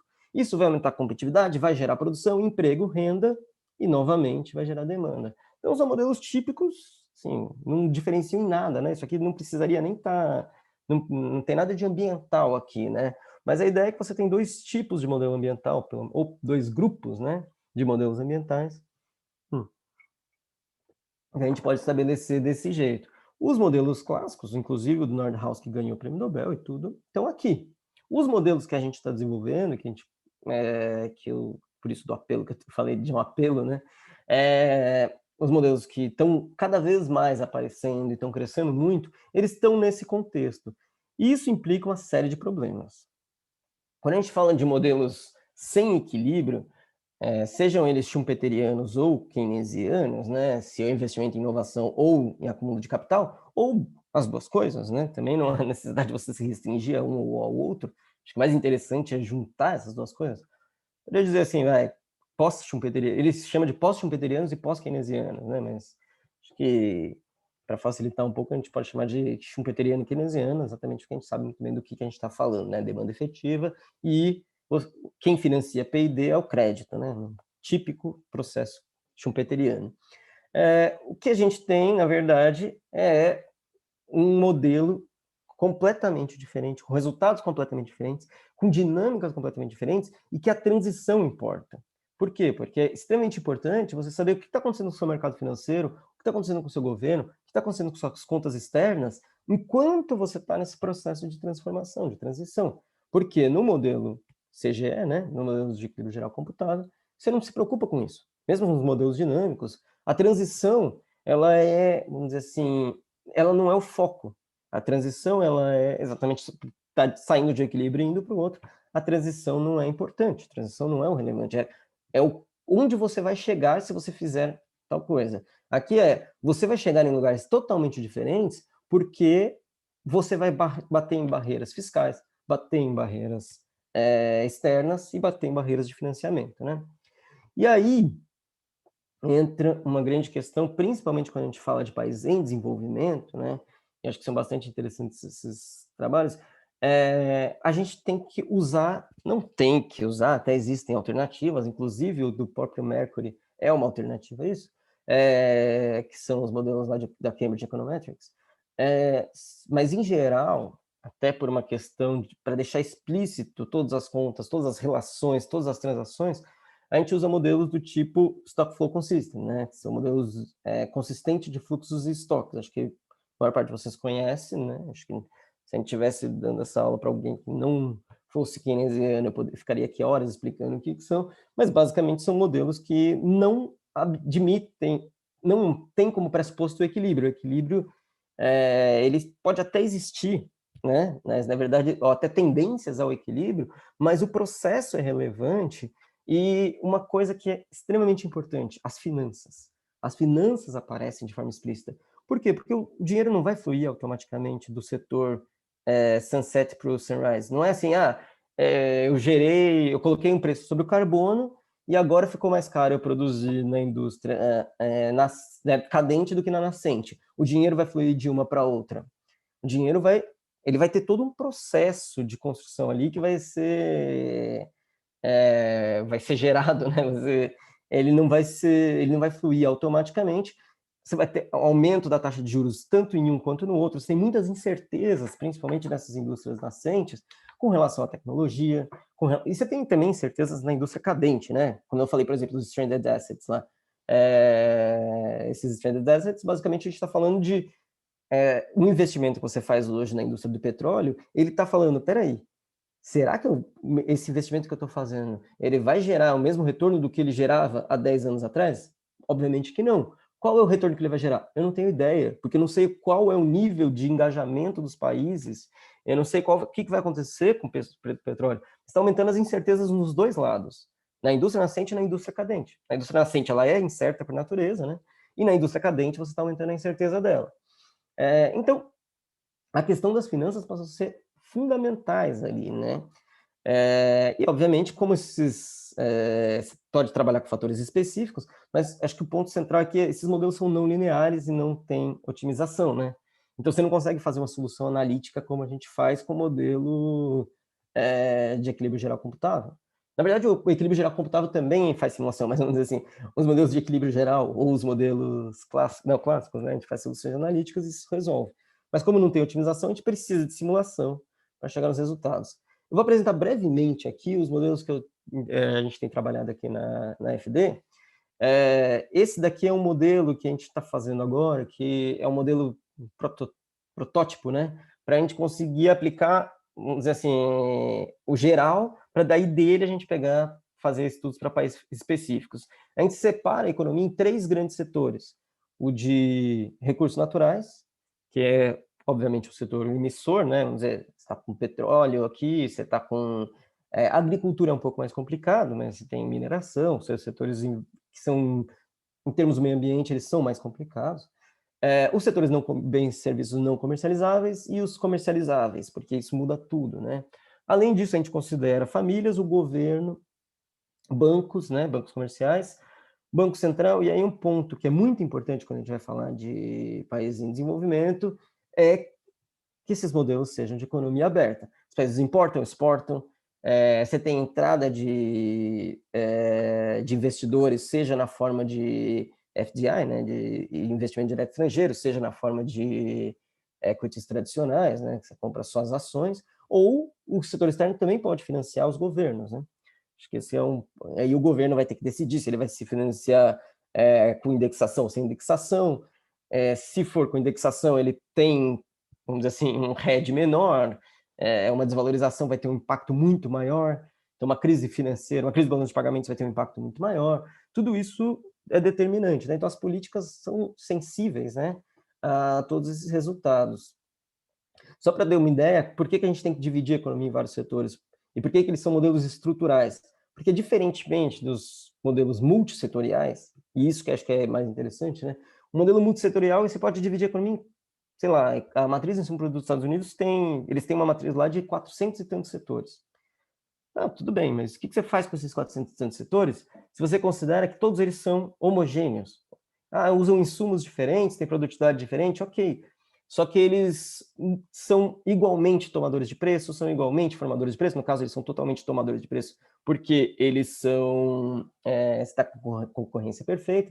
E o que a gente começa a fazer aqui é falar, não, os setores exportadores de recursos naturais, eles exportam commodities. Os setores exportadores indo para cá, os setores exportadores de bens manufaturados, eles não exportam commodities, eles exportam bens em que eles são formadores de preço, de alguma forma, né? Você tem competição imperfeita em alguns setores e competição e concorrência perfeita em outros. Acho que isso faz com que você tenha uma estrutura heterogênea na economia, tanto em termos de formação de preço, tanto em termos de financiamento, tanto em termos de utilização da capacidade, tanto em termos do que determina seu investimento, porque um exportador de recursos naturais não está nem aí para a demanda, ele está aí para o preço, né? Expectativa de preço. Ele vai vender aquele preço e ponto. Enquanto que os bens manufaturados e os serviços não comercializados, eles olham para a demanda. Eles são totalmente demand-led. Lógico, eles têm... O preço importa também, porque isso determina a rentabilidade, né? Mas é diferente de um exportador de recurso natural. Então, são alguns pontos, e eu vou entrar mais para frente. Exatamente aqui. Quando a gente começa a aplicar para países específicos, e aí a gente tem feito esse modelo aqui para o Brasil, a gente abre esses setores em outros setores. Então, recursos naturais, a gente abriu em biocombustíveis, petróleo e gás e agricultura, sendo que desses, alguns são energéticos e outros são não energéticos, né? É um modelo para transição energética, por isso que a gente focou nisso. O biocombustível no Brasil, etanol, né? Com substituição entre petróleo e gás, toda aquela especificidade, né? As idiosincrasias do sistema energético brasileiro, que é muito específico, né? Você tem uma indústria energética que produz a partir de fontes renováveis praticamente tudo, como os países desenvolvidos, na verdade nem os Estados Unidos é assim, né? Mas como os países da Europa, só que ao mesmo tempo você tem um setor de petróleo com capacidade de exportar para o mundo inteiro. Então são bastante específicos. E aí a gente elaborou, pensou, não, olha, o foco do modelo é esse, a gente quer entender essas especificidades, a gente dividiu a economia nesses 6 setores produtivos e que, além das diferenças, vamos dizer assim, em termos de formação de preço, por exemplo, eletricidade, a formação de preço é o governo que decide. Os investimentos também são o governo que decide, né, indiretamente, mas sim. Além de todas essas especificidades, né, ainda tem as especificidades financeiras. O Brasil tem o BNDES, a gente tem o Banco de Desenvolvimento que fornece subsídio para setores específicos. Tem o Banco do Brasil que fornece recursos a baixo custo para o setor agrícola. Então, você tem uma especificidade bastante grande. Acho que tem um ponto que chama atenção nesses modelos, e que também é usado nos modelos de equilíbrio geral capital, é que o seu histórico de investimento vai determinar se você vai usar eletricidade ou motor a combustão. Então, dependendo do tipo de carro que você compra, você vai ter que, por um longo período de tempo, você não substitui imediatamente um pelo outro, você substitui no investimento. Você decide o seu investimento. Mas uma vez seu investimento está feito, você tem que arcar com o consumo de eletricidade ou de combustão, de acordo com o que você decidiu previamente. Bom, usando um pouco, indo um pouco além desses modelos, e assim, vendo um pouco do que é possível fazer com isso, aqui, na verdade, esse é um modelo de equilíbrio geral, é só para ter uma ideia do por que é tão específico, porque tão interessante a gente olhar para as especificidades, né, dos países, para as especificidades dos tipos de política que são adotados, né? Aqui é vamos dizer assim, diferentes políticas que podem ser feitas. Então, tributação sobre carbono, investimento em infraestrutura. O que acontece, por exemplo, tributação sobre carbono? A gente estava falando, os países vão ter restrição fiscal para fazer investimento em infraestrutura, para dar subsídio para indústrias nascentes. Tá bom. Por que então eles simplesmente não vão lá e tributam carbono? Exatamente por isso. O que acontece em geral, né, praticamente todos os modelos mostram isso, uns mais, uns menos. O que acontece quando você tributa carbono? Ele é extremamente recessivo. A tributação sobre carbono, ela é, vamos dizer assim, uma ótima forma, né, de você resolver o problema, porque ela não tem custo fiscal. O governo, na verdade, vai ganhar fiscalmente. Só que você está forçando a economia pelo lado do preço. E quando você faz a economia pelo lado do preço, né, vamos dizer assim, você desequilibra os preços a favor ou vamos dizer assim, de um setor ou outro, talvez os setores que são menos, infelizmente, né, os setores produtores de bastante emissores, pouco emissores, muitas vezes eles não são, especialmente a gente vai ver quando a gente olha para os países, eles não são necessariamente aqueles mais geradores de receita, você está gerando recessão. Ao contrário, por exemplo, quando você faz investimento em infraestrutura, aí fala, então por que não só fazer investimento em infraestrutura? Exatamente porque você tem um custo muito grande fiscal. Em compensação, né, ou exatamente a questão fiscal, o investimento em carbono, ele melhora a situação fiscal dos países, enquanto, obviamente, o investimento em infraestrutura piora bastante. E aqui é a composição, né, o total que eles usaram como referência, você teria esse efeito. Indo para os países... Oi. Não, só para te avisar, a gente está chegando perto de 1 hora, mas aí você fica à vontade para... Não, Era só para te avisar. Tô acabando. Então tá Mas bom. 5 minutinhos já... Eu tô acompanhando aqui o relógio. Tá. Tá Faltam bom, 5 perfeito, minutos. então. Tô medindo aqui para ver se... O que eu estava falando aqui é o seguinte, se a gente olhar para esse gráfico, aqui parece que é a China, mas não é a China, são os países da OPEC aqui, né? Qual é o impacto dessas transições, né, dessa conjunto de políticas que o FMI levantou, usando o modelo na verdade, eles usam esse modelo do Burke como base, né? O que acontece com esses países? Bom, os países da OPEC são os países mais prejudicados. Eles vão ficar com, basicamente, né, em relação ao baseline, né, em relação ao se você não fizer as políticas, eles vão ficar com um PIB acumulado 15% inferior. Rússia, bastante afetada. Não por acaso são exatamente aqueles países que a gente mostrou lá no começo, né, que são aqueles mais vulneráveis. Na verdade, a Rússia não é vulnerável, mais expostos, né? Em compensação, Europa sai ganhando em termos do PIB. Lógico, eles produzem os bens que todo mundo vai consumir. O Japão também. Aí, lógico, tem outros aqui, fica aqui no meio, Estados Unidos perde um pouquinho, Índia. Claro, o co-benefício seria muito maior, mas não compensa, né? Se a gente for olhar aqui, a queda é de 6, queda de 3,5, quer dizer, o ganho é de 3,5, a queda é de 15. Assim, eles colocam aqui a escala num nível bastante diferente dessa, né? Mas se a gente olhar para a escala, a gente consegue ver. E é exatamente isso, né? Aqui a gente tem, vamos dizer, os países do OPEC sendo os países mais prejudicados desse grupo, né? Se a gente começar a olhar para a África, América Latina, que não estão aqui, aí a coisa fica pior ainda, né? Vamos dizer assim, eles pegaram esse grupo de países. Um ponto, só para finalizar, que acho que é bastante interessante, que é uma discussão bem recente que tem agora, que na verdade não tem nenhum modelo que analisa muito bem isso, exatamente esse é o ponto, é a extensão da tributação sobre carbono para esses Border Carbon Adjustments, que são basicamente você vai tributar a emissão de carbono dos outros países. E está incluso no European Union Green Deal, né, no EU Green Deal, e existe uma grande possibilidade disso ser aprovado ainda esse ano. Bom, a ideia parece interessante, você vai colocar tributação sobre carbono sobre os outros países, que ótimo, né? Você vai resolver seu problema, porque você não vai nem gerar recessão e nem ter custo fiscal.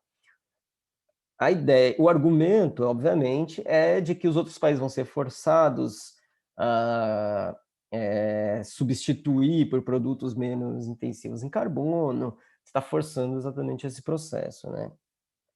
O problema, a gente tinha estabelecido, a gente discutiu no começo dessa apresentação, e o Acordo de Paris está totalmente baseado nisso, no princípio das responsabilidades comuns, mas diferenciadas. Então, todo mundo tem que contribuir para o meio ambiente.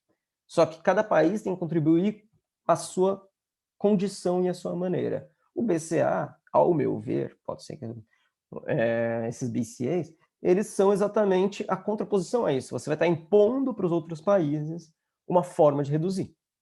Aí, outro ponto, eles são realmente eficazes? Assim, a maior parte dos modelos não consegue precisar esse efeito, e os que conseguem, de alguma forma, mostrar a eficácia deles, eles assumem uma alta elasticidade de substituição. Então, imaginar que um país como a Rússia, que hoje exporta gás, vai conseguir migrar do dia para a noite para um outro setor. Ou um país como o Gabão, que produz petróleo com alta intensidade de carbono, ou a África do Sul, que produz energia para produzir bens de consumo, com alta intensidade de carbono, vai conseguir migrar do dia para a noite, não do dia para a noite, mas vai migrar rapidamente para isso. Bom, está ignorando todo o processo de transição, todos os custos, tudo aquilo que a gente ficou discutindo agora há pouco, né? Outra questão, como você vai definir isso, né? A gente chama de escopo 2 e 3 das emissões, porque escopo 1 é aquele que é na própria indústria, né? A própria empresa produtora. Só que você tem emissões indiretas, né? Você consome um bem que emitiu, você está emitindo. Você produz um bem que vai emitir para ser transportado, que vai emitir para, sei lá, usa embalagem que vai poluir o meio ambiente, isso é, de alguma forma, né, um impacto ambiental. Então, você tem que considerar os escopos. 2 é basicamente energia, e 3 são todos esses upstream e downstream, né, a montante e a jusante na cadeia. Mas existem, obviamente, alternativas, inclusive dentro da própria lógica do BCA e dos BCAs, né? BCA fica muito feio essa não tradução, né? Esses ajustes de precificação do carbono, que poderiam reduzir esse impacto. A primeira coisa que acho que isso está no mais recente World Trade Development Report da UNCTAD, né? Que saiu mais recente. Eles discutem as possibilidades, as alternativas para se fazer isso. Uma delas é você fazer primeiro, né? Fazer isso faseado, começando com os países que têm condições de migrar. Então, começa com a Austrália, Japão, Arábia Saudita e República da Coreia, por exemplo, né? Que são países que têm essas condições, podem fazer isso, vão conseguir migrar de forma mais fácil e vão ser menos impactados em termos da transição. Fazer primeiro com as commodities, que você pode definir muito claramente quais são essas emissões, Então, você tem uma série de possibilidades, né? E acho que essa aqui talvez mais interessante de todas, e mais difícil de ser implementada também, né? Que os recursos absorvidos, né? É um imposto de importação, uma tarifação, né? De qualquer forma, uma tarifação justificada, mas uma tarifação. Esses recursos obtidos, eles sejam reinvestidos no país emissor ou num conjunto de países emissores para redução do carbono. Então, tudo bem, quem vai financiar a redução do carbono? O consumidor europeu, o consumidor alemão, francês, que está, vamos dizer assim, pagando, né? Porque no final das contas você está aumentando o preço do produto importado, ele vai ser tributado, vai pagar para que o país que está emitindo reduza suas emissões. Então a ideia é você falar assim, olha, os europeus vão pagar pelas emissões dos africanos, os europeus vão pagar pelas emissões dos... Mas vão pagar pela redução da emissão, e não pelo quanto ele está emitindo. Lógico, você tem obrigações, você pode estabelecer obrigações e tudo mais. Mas a ideia é que você... Aí sim você não cai naquele problema que a gente estava falando. Além disso, lógico, só para concluir, passei uns 3 minutinhos, mas só para concluir, você tem outras alternativas, né? Então, a gente estava falando, você pode fazer investimentos em pesquisa, emissão de green bonds, fazer tudo aquilo que a gente estava falando e usar bastante, né, de governos e principalmente de bancos de investimento para fazer essa transição que vai muito além de corrigir falhas de mercado, né? É reestabelecer um padrão de produção completamente distinto. É isso. Desculpa passar um pouquinho, mas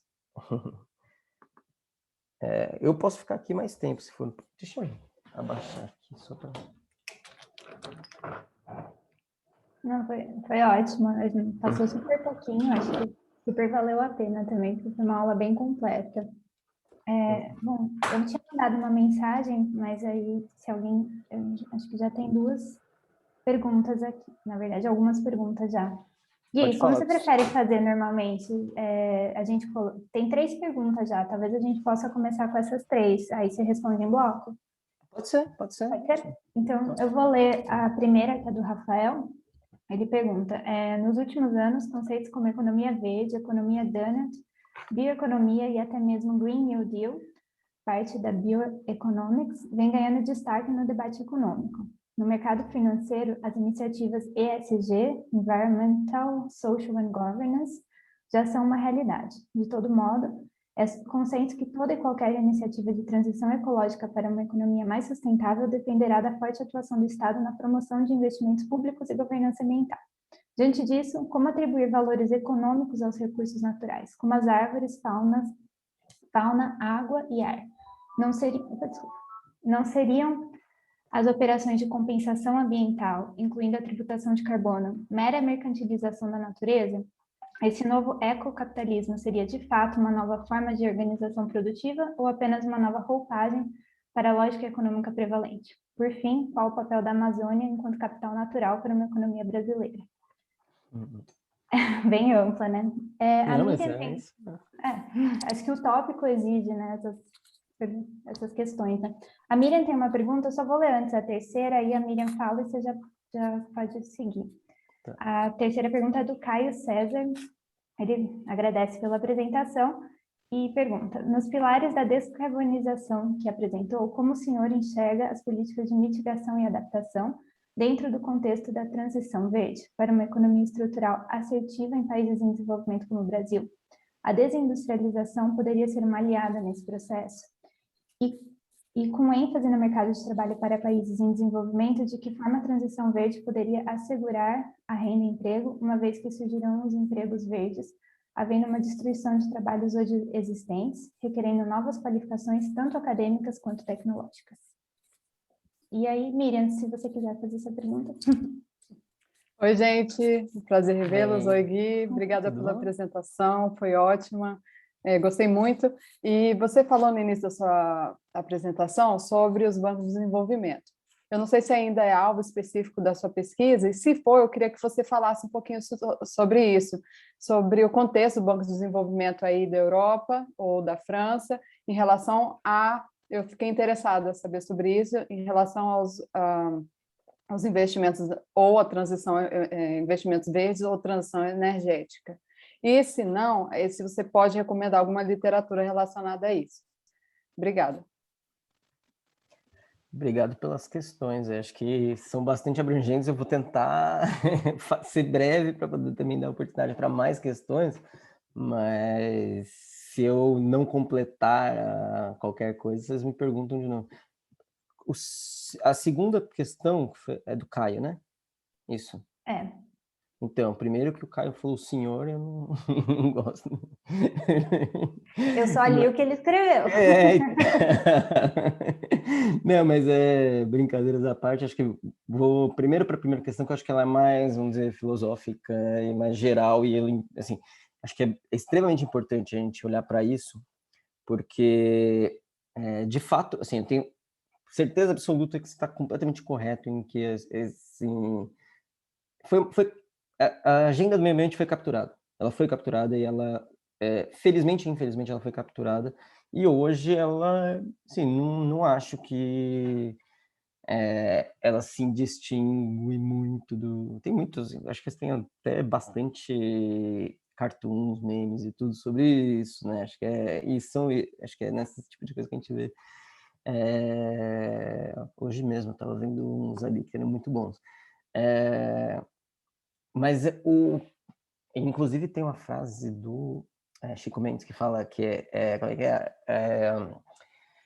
a ecologia sem a luta de classes é jardinagem, né? Que basicamente é você transformar essa ideia de ecologia e toda essa preocupação com a Amazônia, que era exatamente o que eu estava preocupado, num produto do capitalismo. Exatamente, você transformar isso em mais uma forma de apropriação de riqueza, mais uma forma de concentração de renda, mais uma forma possível de você dar continuidade. O que eu me coloco, eu vou responder com uma dúvida, que é a minha dúvida, não estou falando que não é uma dúvida no sentido retórico, é uma dúvida mesmo. Até que ponto a gente tem uma outra possibilidade, dadas as estruturas que estão aí presentes? Porque se tem uma imposição cada vez maior dessa necessidade, a gente tem visto uma série de desastres ambientais, a gente tem visto toda uma série de... bom, acho que o aquecimento global tem gente que nega, mas assim, eu ia falar inegável, mas tem gente que nega, mas assim, as pesquisas científicas têm mostrado que cada vez mais é evidente, não tem, é um caminho que é em grande medida sem volta, mesmo que você faça lá o zero carbon, seja negativo, consiga reduzir, você já perdeu 2 graus. 1,5 grau já está comprado, 2 graus é o grande esforço e provavelmente você vai perder 3. Eu imagino, assim, não imagino que a gente vai conseguir segurar abaixo disso. Isso é um desastre, assim, sem precedentes, talvez tenha alguns precedentes, mas é uma coisa absurda, assim, se a gente for pensar, né? E então é uma agenda necessária. A execução que aí sim a dúvida, a execução dessa agenda é que vai ser exatamente a questão central. Se ela for apropriada completamente pelos grandes poderes, ela vai continuar sendo, como é hoje, slogan de grande empresa, ela não vai ser, de fato, uma transição. E acho que por isso essa questão central nos países em desenvolvimento. E essa questão do Acordo de Paris, ela movimenta, ao meu ver, ela é muito positiva nesse sentido, porque ela fala, olha, não é só reduzir, não é só questão ambiental, você tem que incluir os países em desenvolvimento, mesmo que os países em desenvolvimento não tenham interesse econômico nenhum. Qual é o interesse, talvez? O interesse econômico que a gente tenha num país em desenvolvimento ou num país subdesenvolvido é a extração. Extração, extração, extração. Então, assim, ela vai um pouco contra, né? Se a gente for pensar nesse sentido. E aí, já ligando, talvez eu volte um pouco para essa questão, mas já ligando um pouco com a segunda questão, eu acho que a desindustrialização ela vai exatamente no sentido contrário a isso, né? Porque a indústria manufatureira, principalmente a de mais alta tecnologia, mais sofisticada, e a própria indústria ligada à indústria manufatureira, que é toda a parte de serviços tecnológicos, engenharia, design, tudo isso, que estão totalmente ligados à indústria, né? São exatamente setores que não emitem. A gente tem a ideia da indústria como se fosse aquela fábrica que sai fumacinha. Cara, tipo, isso não é indústria mais. A indústria hoje é outra coisa. A indústria hoje ela é tecnologicamente muito mais complexa. Eu não estou com um gráfico aqui fácil, mas eu posso mostrar depois. O tipo de quantidade de emissões, né, por setor. O setor industrial não é o setor responsável por grandes emissões, inclusive nesses pilares da descarbonização, né, se a gente olha lá, tem, na verdade, no texto posterior, né, que eu usei para falar do como fazer a descarbonização, né, onde são gerados e destruídos empregos, o setor manufatureiro, em geral, é beneficiário líquido, né? Ele é um setor que você vai gerar mais empregos na manufatura com a transição, porque é o setor que produz as máquinas, então toda essa parte de energia renovável. Você está substituindo o petróleo, que é um recurso natural, por uma máquina sofisticada com puta tecnologia embarcada, com um monte de chip, não sei o quê. Você está mudando a forma de se produzir para uma forma de produção muito mais... a própria forma de consumo, né? Você vai deixar de consumir produtos que utilizam um grande espaço de terra para consumir produtos que utilizam menos terra, só que eles vão ser intensivos em maquinário. Então, você tem aí a indústria manufatureira, na verdade, a gente fala em desindustrialização, como forma de trabalho, se ela for uma desindustrialização que vai tender para você fazer extração, bom, o efeito é negativo ao extremo. Mas só o próprio fato da indústria sozinha, ela é benéfica, né? Vamos dizer assim, a indústria sozinha, ela por ela mesma, ela já tem um efeito positivo, né? Efeito líquido positivo. Por que eu falei disso? Porque, voltando um pouco à questão... a primeira questão do... esqueci de quem foi. Eu sou muito ruim com o nome. Mas... deixa eu ver aqui. Rafael. Rafael. Rafael, beleza. Então, a questão do Rafael vai muito nesse sentido, porque eu acho que pelo menos eu entendo ela nesse sentido, porque qual é o tipo de transição ecológica que você vai fazer? Ela é uma transição ecológica inclusiva ou concentradora? Porque se a gente está falando sobre uma transição ecológica que você vai pensar também na questão social, porque é isso, vão ser gerados... Vou ficar entre a primeira e a segunda questão, depois eu vou para a sua. Mas vão ser gerados empregos em muitas indústrias, vão ser destruídos empregos em muitas indústrias. Destruindo empregos em muitas indústrias, principalmente os países que dependem muito mais dessas indústrias, você vai ter um desemprego muito grande. Vai ter um desemprego gerado pela própria transição ecológica. Isso vai exigir proteção social, isso vai exigir... Então, se essa transição ecológica ela tiver estados fortes, com um estado de bem-estar social bem estabelecidos, com programas sociais adequados, retreinamento, garantias, né, para a população, seguro-desemprego e tudo mais, aí sim você tem, vamos dizer assim, uma convergência entre o interesse do capitalista que está fazendo a transição mesmo, porque são as grandes empresas que a Tesla, não sei quem mais, a Solarium, são grandes empresas que vão fazer, com a convergência social, né? Você vai conseguir ao mesmo tempo trazer a sociedade para junto disso. Então, por isso que eu falei deixar uma pergunta, a pergunta é: existe a transição ecológica ou existem transições? Existem diferentes formas. E quando a gente discute isso, eu acho que a gente está discutindo exatamente o ponto de qual é a transição que você vai fazer e como você vai lidar, principalmente, né, acho que, com os países mais vulneráveis, com a Indonésia, com o Brasil, e para não dizer os países da África subsaariana, né, que acabam sendo aqueles extremamente mais prejudicados, né? Porque eles não têm condição nenhuma de migrar para os outros setores e eles são extremamente dependentes dessas indústrias, tanto na geração de...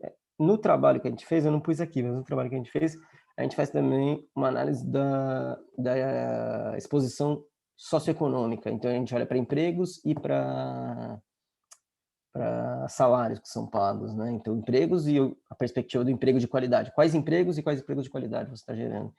E a exposição dos países acaba sendo bem menor, mas é porque esses setores são concentradores de renda. Só que tem países que são chaves ali, que você olha e fala, nossa, é tipo 30% dos empregos destruídos. E esses caras vão para onde? Sem sistema de proteção social e sem uma interlocução entre países. Né? Eu tentei resumir um pouco a questão, acho que é uma questão que poderia ficar aqui discutindo horas, e acho que não ficar, e assim, só eu falando também, não acho que seria interessante, mas tentei dar a minha posição com relação a isso. Com relação à pergunta da Miriam, eu acho que existem frentes distintas, né, de atuação. Só para elucidar um pouco, isso que a gente faz aqui na FD, vendendo um pouco do peixe, né? Na verdade, essa parte de pesquisa é muito para entender essas discussões que a gente estava tendo, essa dinâmica, esses conflitos e tudo mais, mas as agências de desenvolvimento internacional, elas estão com uma agenda de meio ambiente muito forte, né? Elas estão buscando entender, por exemplo, esses que a gente estava falando dos bonds, dos títulos verdes, de como financiar os bancos de desenvolvimento nos países em desenvolvimento. Então, assim, a própria agência francesa financia hoje, acho que o BDMG, o Bandes, né? Bandes não, como chama, do Sul, né? O Banco Regional do Sul, BRD. Acho que é BRD. E sim, pode ser que venha a ter parceiros com o BNDES e tudo, mas assim, você pega o KfW, que é o Banco Alemão de Desenvolvimento, que é muito maior, né, do que, não sei se é muito maior, mas assim, é um banco muito grande de desenvolvimento em termos de ativos e de a mesma coisa, eles estão, acho que a fronteira agora é pensar, e tem, o que eu indicaria para você é um texto que eu gosto muito, que é o capítulo 5, se não me engano, do Trade and Development Report da UNCTAD, em que ele discute como financiar o Green New Deal. A ideia é, eles olham para muitos desses pontos que eu toquei aqui, mas eles vão e aprofundam e falam, olha, a importância dos bancos de desenvolvimento histórica e hoje, como eles precisam, o que precisa, fala do Acordo de Basileia, fala de como que é preciso você resolver a questão dos índices de liquidez, porque senão você não vai conseguir financiar, das métricas de performance desses bancos, e também, eu acho que um ponto central, e acho que para isso você até te interessa bem mais, conhecendo o seu trabalho, Miriam, os bancos centrais. As medidas que são bastante relevantes para os bancos centrais, como eles têm adotado, né, isso que a gente está falando de green bonds e tal, mas também da preocupação dos mandatos, porque os mandatos dos bancos centrais são, sei lá, 3, 5 anos, só que você tem um problema de horizonte temporal aí, né, que se chama, qual tem a tragédia dos comuns, né, esse pessoal, o Carey, que é um cara que cria esse termo, você tem a tragédia de horizontes, né? Porque os mandatos dos bancos centrais são de 3, o mandato do brasileiro é 1 ano, 1 ano e meio, dependendo. Mas, tá lá, um pouco mais, pode dizer que eles também focam daqui a 3 anos, 4 anos. Mas, quando a gente fala de política ambiental, a gente tem que olhar para o mandato de longuíssimo prazo. E, a despeito de tudo isso, o Banco Central do Brasil é um dos bancos que tem mais, pelo menos dentro dos países de desenvolvimento, é um dos bancos que tem mais atuado nesse sentido. Mas as preocupações são muito grandes. Então, desde desastres ambientais que geram inflação, aumenta preço agrícola e tudo mais, até todos esses ativos que vão perder valor e as empresas vão quebrar. E uma empresa que quebra, ela perde toda a sua capacidade de investimento, né? Então, você tem aí todas as preocupações financeiras ou mais perto do real.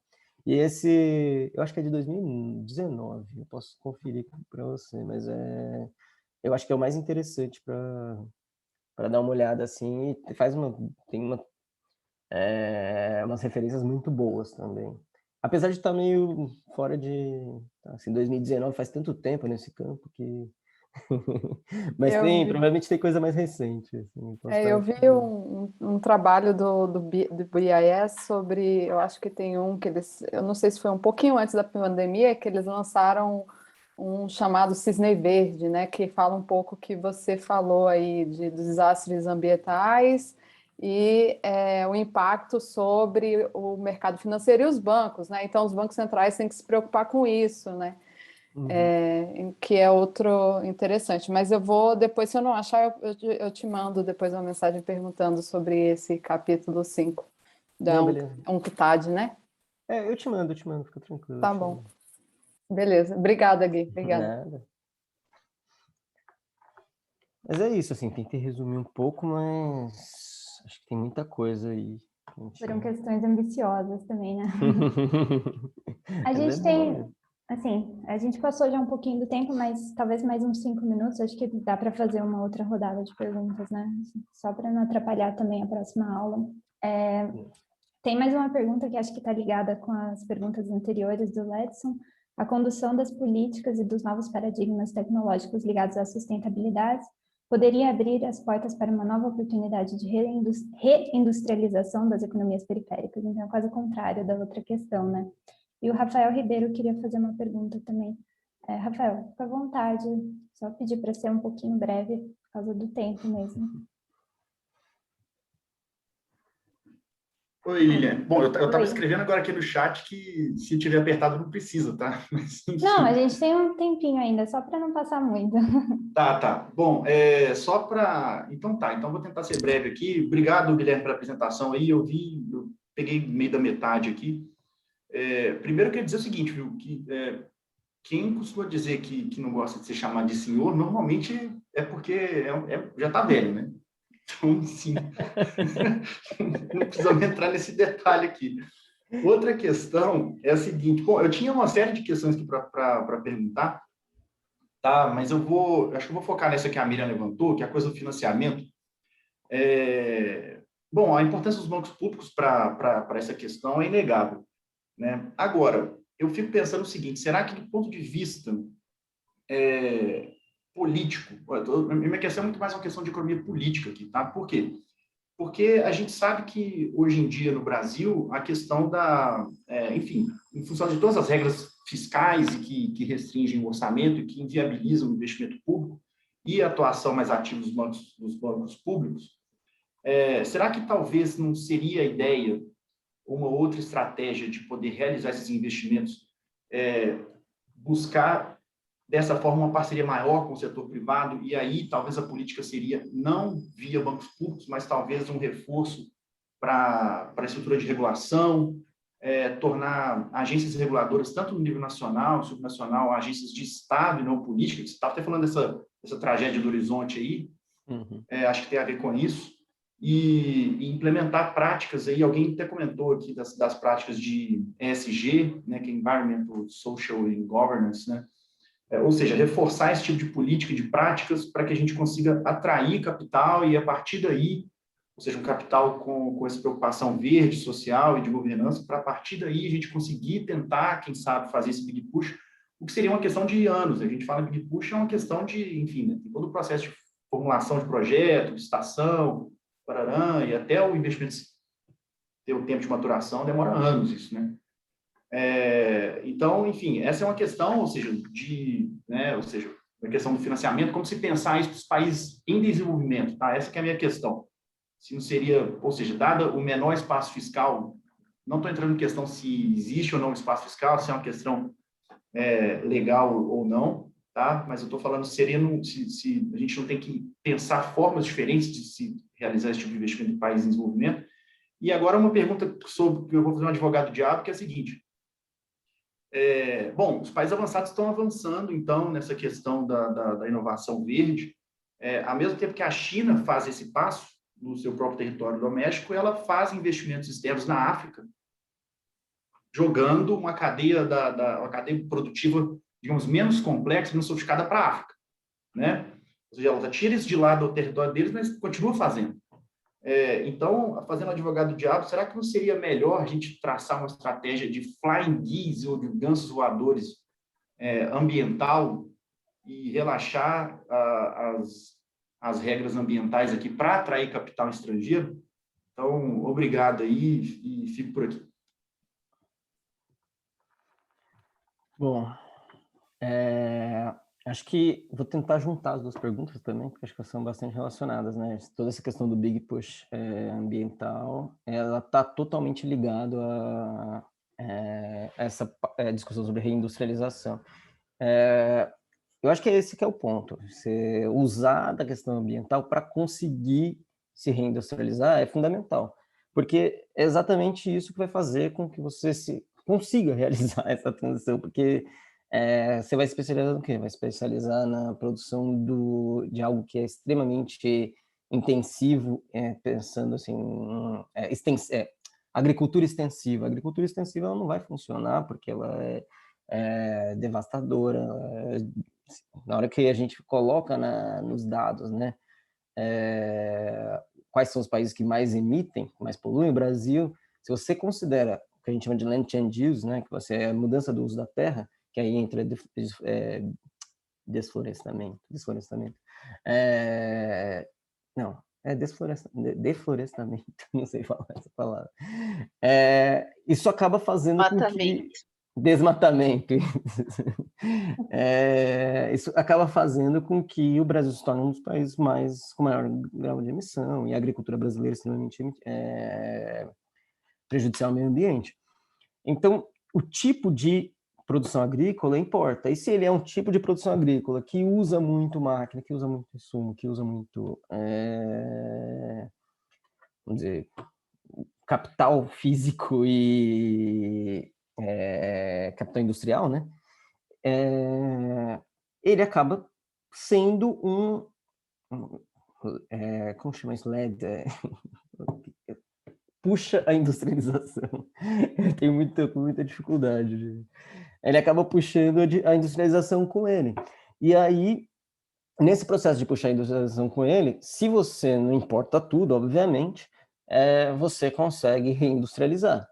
E aí, entrando na pergunta do Rafael, acho que a pergunta do senhor Rafael ali foi muito interessante, que foi bastante pertinente, porque as duas, na verdade, porque acho que elas não diria que é um advogado do diabo ali, não, porque acho que o ponto é você saber lidar com esse meio termo, né, entre você estar no processo de transição e você já estar com a transição completa. Primeiro, com relação à primeira parte da pergunta, se você pensa sobre regulação sem pensar no Banco de Desenvolvimento, dando financiamento para que você faça o processo de transição, e financiando empresas privadas. Eu acho que isso não entra no teto dos gastos, posso estar enganado, mas um banco de investimento que realiza um financiamento, que ele emite um título verde, vamos dizer, que ele pega o recurso a um custo X e ele transfere esse recurso para a empresa privada que vai fazer o investimento, para ela realizar esse investimento com um spread, isso não entra na conta do gasto fiscal, porque, na verdade, ele pegou o recurso que é predestinado e ele é pré-determinado, né? Vamos dizer, carimbado, é um dinheiro carimbado, porque dinheiro tem carimbo, pode ter carimbo, e ele investe exatamente nesses setores, ele não está necessariamente gerando, ele não está gerando subsídio, então isso não entra não bate no teto dos gastos de jeito nenhum. Então, você pode financiar empresas pelos bancos de desenvolvimento, pelos bancos estatais, não é uma contradição. Claro que a regulação é extremamente importante, eu sou meio descrente em relação a essas siglas aí que aparecem, mas até porque eu acho que isso é muito mais para falar e tal, não sei o quê, e aí eu concordo bastante com a primeira pergunta, que é do Rafael também, mais outro Rafael, sobre essa apropriação da agenda. Eu acho que isso aí é melhor ter isso do que nada, porque se não tiver nem isso, aí fica pior ainda, né? Mas assim, não é isso que vai resolver todos os problemas, acho que não é por aí.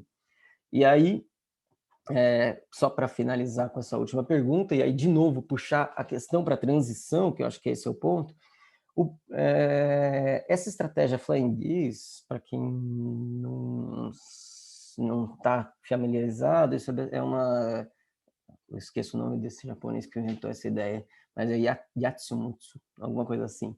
Mas é um texto que ele falou sobre os processos de desenvolvimento dos países da Ásia, em que você tinha o Japão como ganso líder, e todos os outros gansos iam seguindo, e você ia transferindo tecnologia para todos eles, e é um pouco do que aconteceu com a Ásia nos anos, desde os anos 60 até os anos, até recentemente, né? Se pegar o que está acontecendo com o Vietnã hoje. O Vietnã, ele absorveu tecnologia, e hoje ele já é um país com renda, se não maior que o do Brasil, estamos ali, né, junto. E era um país muito pobre recentemente. Isso aconteceu com a China, isso aconteceu com o Japão, aconteceu com a Coreia, com Taiwan. Então você tem os diferentes níveis ali, né? Então você tem você absorve, mas esses países deveriam ter feito leis regulamentando a utilização do trabalho quase escravo antes de terem feito isso. Bom, se eles tivessem feito, talvez eles não tivessem na situação que eles estão hoje. Eu acho que é uma questão complicada, mas eu acho que a questão de olhar para essa ideia de gansos voadores é olhar para a questão da transição, é não se limitar simplesmente à questão do resultado final. E quando a gente olha para a questão da transição, a gente olha e fala, não, peraí, talvez a política mais adequada para a África do Sul é diferente da de Botsuana, que é diferente de Marrocos, que é diferente do Brasil, que é diferente da Alemanha, que é diferente da França, que é diferente dos Estados Unidos. Talvez para esses países você tem que fazer uma política muito mais de receber investimento estrangeiro, um processo de transição ambiental mais lento, e o Acordo de Paris permite isso que eu acho que é interessante, é usar os instrumentos que a gente tem de regulação internacional hoje para garantir esse tipo de processo. Mas é isso. Tá bom, muito. Acho que já foi bastante do tempo, né? né? Acho que, infelizmente, a gente vai ter que fechar. O Danilo até fez um comentário. Danilo, desculpa, eu vou ter que te pedir para a gente continuar a conversa, quem sabe, na próxima KB ou nesse meio tempo, por outros fóruns, né? Mas, Guilherme, muito obrigada pela aula. Acho que foi, assim, uma super introdução para um tema que a gente vai ter que trabalhar cada vez mais, né? Então, de certa forma, acho que você mostrou várias formas, até dos alunos que estão definindo temas de pesquisa, irem procurando, né? Onde está essa discussão. Então, nesse sentido, foi uma super contribuição mesmo. Muito obrigada.